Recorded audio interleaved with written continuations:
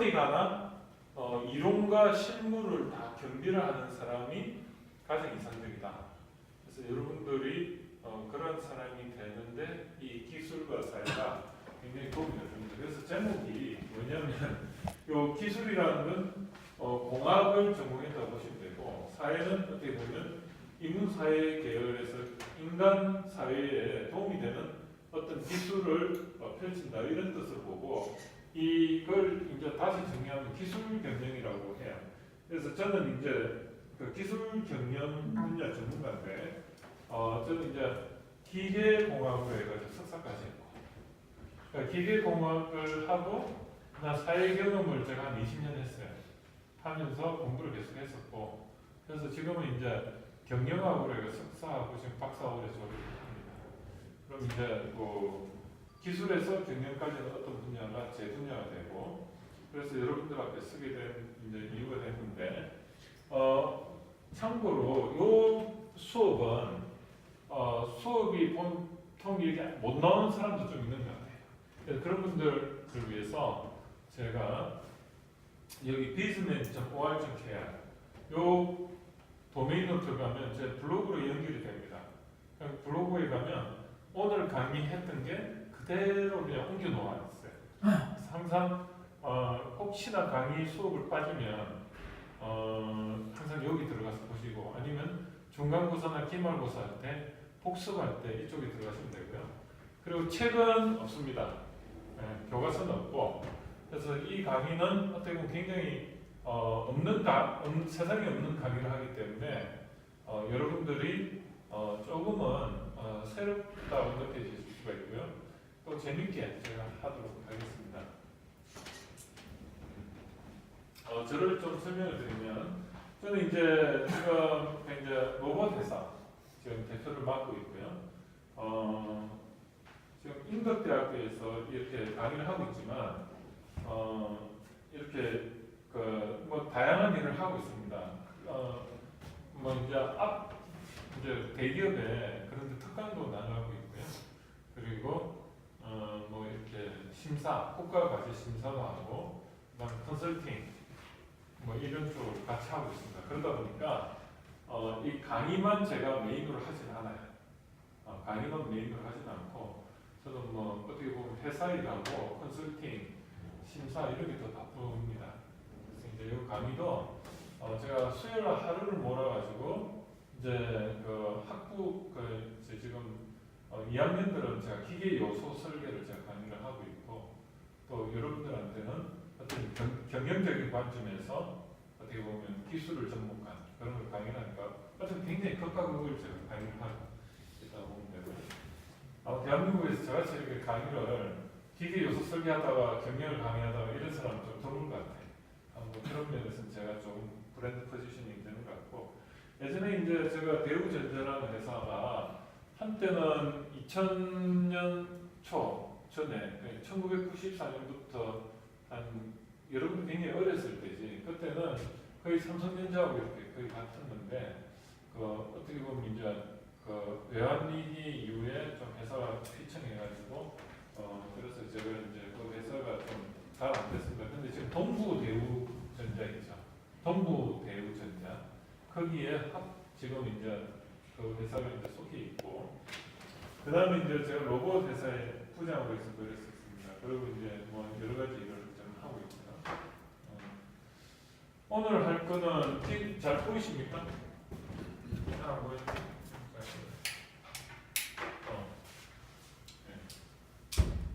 기술 기반의 어떤 경영을 제가 강의를 할 건데, 여러분들이 하는 거는 기술에서 경영까지 이런 모토로 이제 이렇게 강의를 하게 되고, 경영도 기술이다. 그래서 역으로 이제 경영 테크놀로지라고 보면 돼요. 경영도 기술이다. 그렇게 보면 되고, 대상은 CEO 이런 사람이 될 사람을 대상으로 보통 강의를 해요. 그리고 교육 목표는 이제 여러분들 같은 경우는 T자형 인재가 되라. 이게 삼성이 원하는 인재상입니다. T형 인재 이렇게 치면은 인터넷에 거기다가 삼성 관련해 가지고 책들이 많이 나옵니다. 그만큼 T자의 인재가 기술 경영하고 관련이 많아요. 그 뒤에 설명을 하겠고, 그 다음에 전략적 사고. 여러분들이 이 기술 경영이라는 건 전략입니다. 전략을 여러분들이 알게 되면 인생은 전략이고요. 그리고 전략이라는 게 뭐죠? 전략 하면 생각나는 겁니다.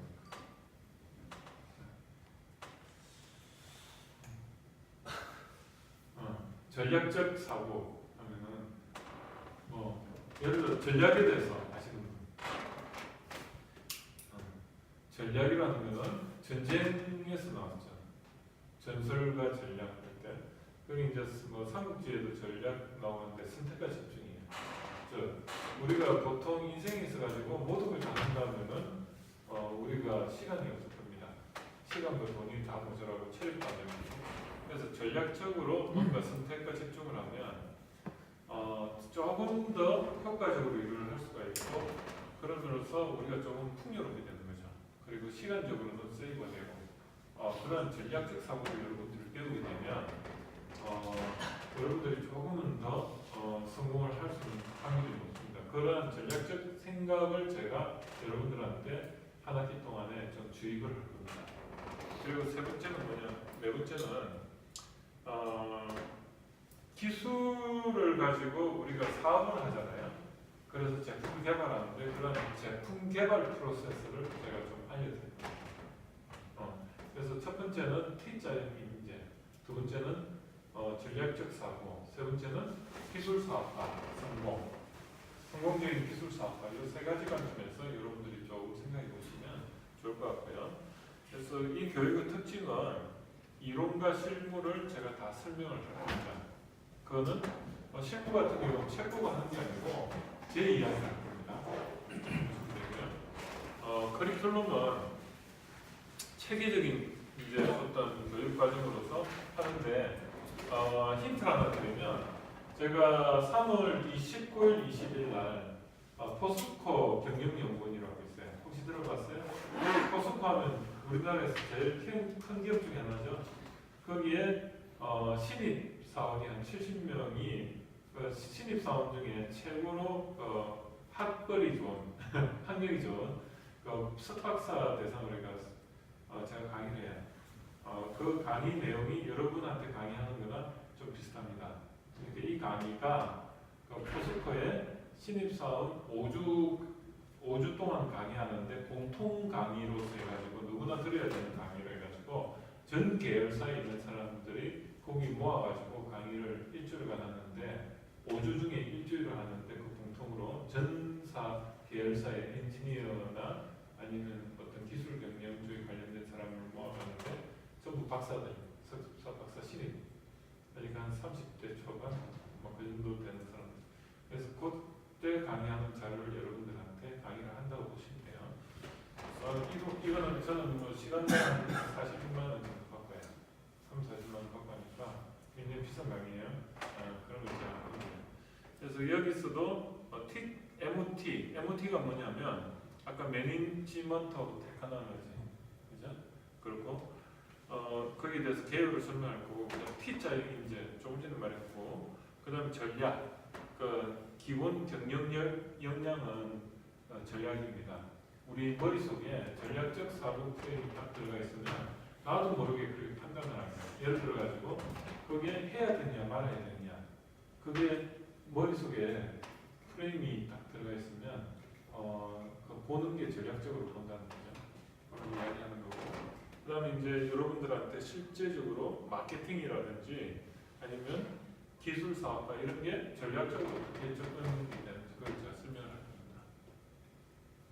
자, 1주차부터 해가지고 15주차까지 있는데 간단하게 설명하면, 오늘은 여러분들 아시다시피 개강이다 보니까 제가 한 6시 전에 마쳐드릴게요.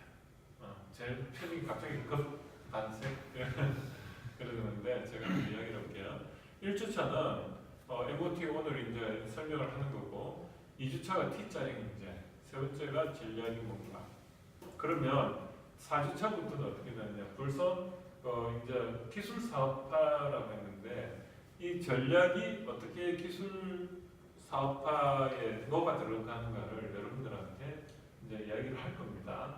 그 기술 사업화는 뭐냐면 기술을 기반으로 한 어떤 비즈니스, 경영 이런 거를 제가 이제 설명하는데, 우리 기술 사업화에는 핵심이 두 가지예요. 하나는 사업 타당성이라는 게 있고 사업 계획서라는 게 있어요. 거기에 대해서 제가 2주에 걸쳐가지고 설명을 할 거고요. 그 다음에 우리가 보통 이런 기술 사업화를 할 때 근본적으로 부딪히는 문제가 내가 무엇을 위해서 사는가, 그런 걸 먼저 여러분들이 좀 정리를 하고 들어가야 돼요. 예를 들어가지고 저 같은 경우에 사업을 하고 이렇게 나와서 여러분들한테 강의를 하는데 왜 내가 이런 일을 하고 있는가, 왜 이런 짓을 하고 있지, 이런 느낌. 보면은 그 연예인들 보면 막 이렇게 사람들 볼 때는 굉장히 화려하고 멋있잖아요. 근데 그 사람들 보면은 어떨 때는 보면 일탈을 하잖아. 네. 그런 사람들이 왜 하느냐? 제가 볼 때는 자기 나름대로 퍼스널 브랜드를 못 가졌다고 좀 봐요. 퍼스널 브랜드라는 거는 다른 게 아니고요. 내가 잘하고 세상이 원하는 일을 하는데 그 세상이 원하는 일이고 내가 잘하는 일의 그 공통 분모가 뭔지 알아요? 그게 나의 비전이 되는 거예요. 나의 비전이 내가 원하는 게 돼야 되는데 내가 원하지 않는 누군가의 원하는 걸 내가 꼭두가시처럼 한다든지 아니면은 오늘 하루가 평생 이렇게 살 것 같은 그런 어떤 그 터널의 끝이 안 보이는 그런 삶이 되면 안 되잖아요. 거기에 대해서 여러분들한테 제가 조금만 힌트를 드리려고. 이거는 책을 봐서 나오는 일이 아니고 제가 그런 데 대한 어떤 비전을 제시하는 측면에서 퍼스널 브랜드를 이야기를 할 겁니다. 그리고 차원과 레이어가 있는데 여러분들이 여기서 이런 전략이라는 거는 뭘로 이루어져 있는 거냐? 차원으로 이루어져 있어요. 우리 과학의 차원은 뭐가 있죠? 과학의 1차원, 2차원. 맞아요. 거기에 보면은 공간이라는 차원하고 그 다음에 또 무슨 차원이 있을까? 시간이라는 차원. 또 무슨 차원이 있을까? 무게. 그죠? 어떤 사물에 대해서 정의할 때 체적이라는 어떤 공간이라는 게 있고 거기에 밀도라는 무게가 있죠.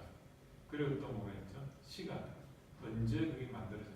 그런 어떤 차원이 정확하게 보면 공간 차원, 시간 차원, 무게 차원이 있어요. 근데 그걸 또 조금 더 쪼개보면 무게라는 차원은 뭐로 나와 있죠? 무게는 지구가 끌어당기는 힘이잖아요. 그죠? 그거는 중력장의 영향을 받죠. 그럼 그 중력이라는 그런 차원이 하나 있고 또 하나는 뭐였냐면 그 속도라는 차원도 있어요. 그죠? 인공위성 같은 경우에는 궤도를 유지하기 위해서는 원심력과 중력이 균형을 이루니까 그때 속도라는 차원도 있어요. 시간에 대해서 속도가 계속 달라요. 차원은 뭐냐면 공간과 시간이 결합되면 속도나 가속도가 나요. 이해가 되죠? 시간에 대해서 공간의 변이가 생기면은 그게 어떻습니까? 속도가 일정하면은 그냥 등속도 운동이라고 속도가 가감이 생기면 가속도가 나요. 그러면 한번 생각해봐요. 아까 공간 차원, 시간 차원, 무게 차원이 있는데 시간과 공간이 결합이 되면 속도나 가속도 차원이 또 발생합니다. 네. 그죠? 그런 거를 차원이라고 해요. 그래서 그 차원을 이해를 하면 여러분들이 세상을 볼 때 예를 들어 저 창을 통해서 세상을 봐. 그럼 저 창은 2차원이잖아. X라는 차원하고 Y라는 차원이 이루어진 면이 되잖아요. 그걸 통해서 세상을 보게 되지. 예를 들어 가지고 전략이라는 차원은 뭐로 이루어져 있냐면 차원이 효율과 효과라는 차원으로 이루어져 있어요. 밑에 우측이 효율이라고 보면 위쪽을 Y축을 효과라는 차원으로 보면 어때요? 이렇게 효율이 좋고 효과가 좋은 최우측 상단이 거기가 뭔가가 더 좋겠지. 그래서 전략이라는 것은 효율과 효과의 차원으로 되어 있어요. 그런 걸 제가 이 차원 레이어에서 한 번 더 이야기를 해줄 겁니다. 그리고 중간고사는요, 여러분이 그 퍼스널 브랜드를 제가 강의했을 때, 그 뭔가 생각하는 그게 있어요. 그거를 써내면 돼요, 저한테. 그런 걸 제가 어떤 틀을, 템플릿을 드리면 그 채워가 내면은 그게 하나의 결과물이 돼서 중간고사로서 그냥 됩니다. 저는 시험은 정답이 없는 시험을 냅니다. 그 대신 정답이 없는 시험은 여러분의 그 열정과 어떤 그런 걸 제가 보는 겁니다. 그래서 뭔가 열정이 느껴지면 점수가 좋고 그렇게 저는 하겠습니다. 그리고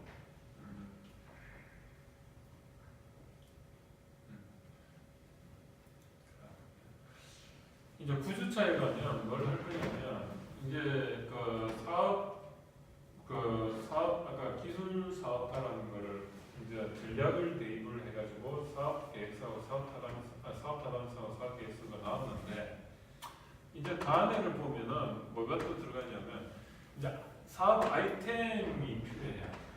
사업 타당성과 사업 계획서를 작성하려고 보니까 내가 어떤 아이템으로 사업 계획서와 사업 타당성 분석을 해야 되지? 그런 문제가 나오잖아요. 거기에 대해서 제가 답을 드리려고 해요. 그래서 여러분들이 사업 아이템을 도출하는 게 어떤 식으로 사업 아이템을 창의적으로 도출하는가 거기에 대해서 제가 이야기를 할 거고 이제 그러한 어떤 아이디어를 도출할 때 우리가 그 시대적 배경, 트렌드를 좀 분석할 필요가 있습니다. 거기에 대해서 제가 시장 분석 방법론이라는 걸 제가 간단하게 그냥 쉽게 설명을 할 거고 이제 이런 게 되면은 이제 여러분들이 구체적으로 한번 실습을 해볼 거예요. 그래서 전략적으로 목표를 한번 도출하는 것을 제가 해볼 겁니다. 여기서 보면 스왑 분석이라는 게 있는데 이게 다른 게 아니고 효율과 효과 차원을 가지고 분석하는 툴입니다. 그러니까 말이 뭐냐면 나의 장점과 약점 그리고 opportunity와 threat 해가지고 이런 게 있어요. 그래서 이런 툴을 이름을 그냥 근사하게 붙였는데 이런 걸 가지고 여러분들한테 한번 실습을 할 겁니다. 그래서 실제로 이제 이 전략적 목표를 도출하고 사업계획서를 한번 여러분들한테 제가 작성을 하게끔 설명을 해드릴 거예요. 그래서 이걸 가지고 한번 나의 그 인생 로드맵을 한번 만들어 보시고 그 다음에 이런 로드맵을 14주차에 한번 여러분들이 각자 한번 발표를 하게 돼요. 그리고 그거를 발표를 시켜가지고 제가 생각에 가장 점수 많이 받은 사람 순으로해서 점수를 주려고 해요. 예.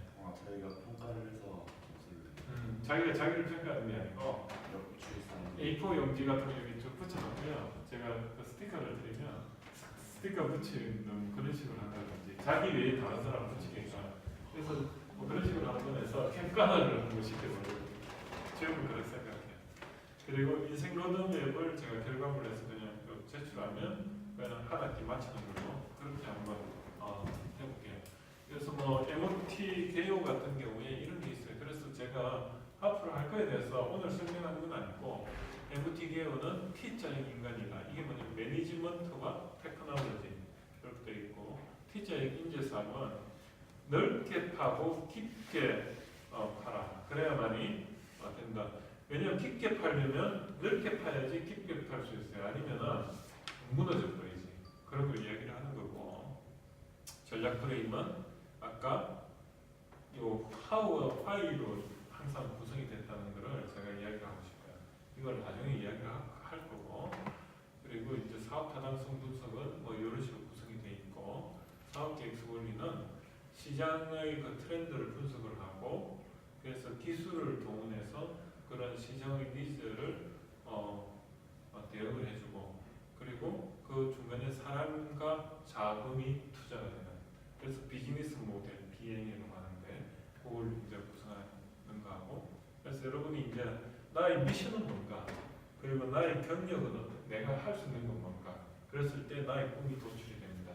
그래서 여러분이 내가 꿈이 있다 없다 할 때 그 꿈은 허황된 꿈이 될 수가 없잖아요. 그래서 실용적인 꿈, 이 꿈이라는 것은 두 가지였습니다. 하나는 세상이 원하는 꿈이 돼야 되고 나의 꿈이, 그리고 나의 꿈이 실제로 내가 할 수 있는 꿈이 돼야 돼요. 그러면은 눈앞에 생생하게 그려지고, 그래서 그거는 내가 했을 때 세상이 원하니까 어때요? 보람도 있고, 그리고 세상이 또 원하는 걸 하면은 그 사람들이 돈을 지불을 해줘요. 근데 세상이 원하지 않는 내만 하고 싶은 일을 하면 예술이죠. 그래서 자기 혼자 그림 그리다가 끝나는 거예요. 그러니까 돈이 안 되는 거예요. 그래서 여러분들은 세상이 원하면서도 내가 할 수 있는 거를 찾아내면 그게 굉장히 행복한 일이 될 수 있는 거예요. 저도 어때요? 내가 잘할 수 있는 거는 이런 강의인 거예요. 쉽게 어떻게든 이게 굉장히 어려운 학문이 될 수도 있지만 이거를 제가 쉽게 이렇게 강의를 하고, 근데 여러분들이 또 재밌어, 자꾸 듣고 싶어, 그러면 신나잖아요.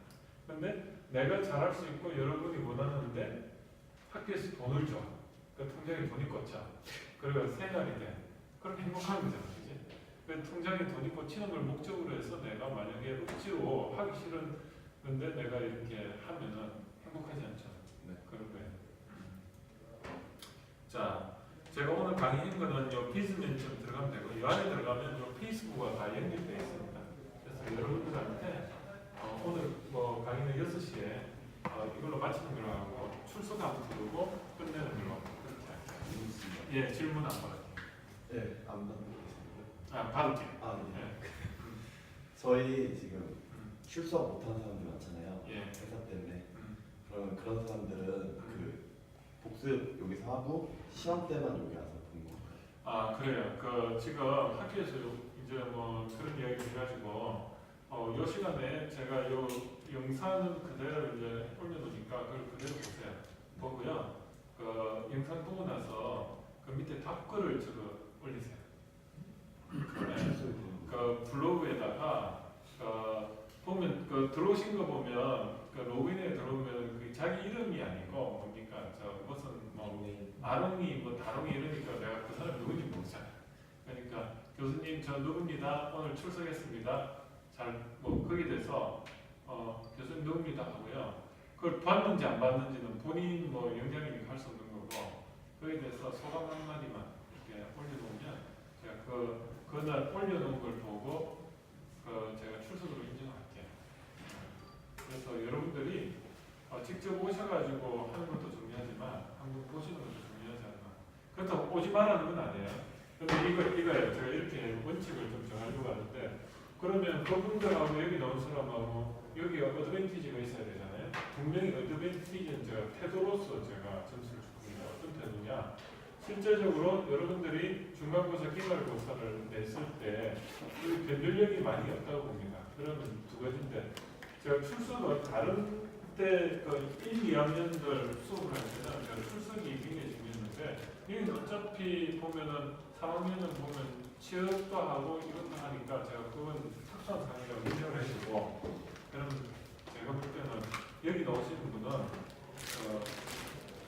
일단은 뭡니까 태도 점수를 가지고 이제 성적이 점수가 나올 수가 있어요. 그럼 나오신 분들은 제가 태도 점수를 많이 줄 거예요. 그러면 그분들이 어떻게 보면 성적이 더 좋을 가능성이 높죠. 예. 근데 제가 19명 중에 30%면 한 몇 명이지? 한 5명? 6명? 근데 여기 한 11명이 나와서, 그러면 이제 이 중에는 사실은 제가 전부 A뿔을 주고 싶지만 어떤 분은 B뿔이 될 가능성도 있어요. 그건 미리 이야기를 할게요. 그래서 일단은 나오시는 사람 위주로 저는요 A뿔이 제일 많이 나갈 가능성이 있어요. 그리고 B뿔, C뿔은 내가 출석은 좀 하여튼 성적만 주십시오. 그런 분이 많다고 생각해요. 안 나오고 그냥 그렇게 주고, 저는 여기 있는 분들은 3학년들은 제가 어떻게든 뭐 졸업을 저는 이제 도와주려고 하는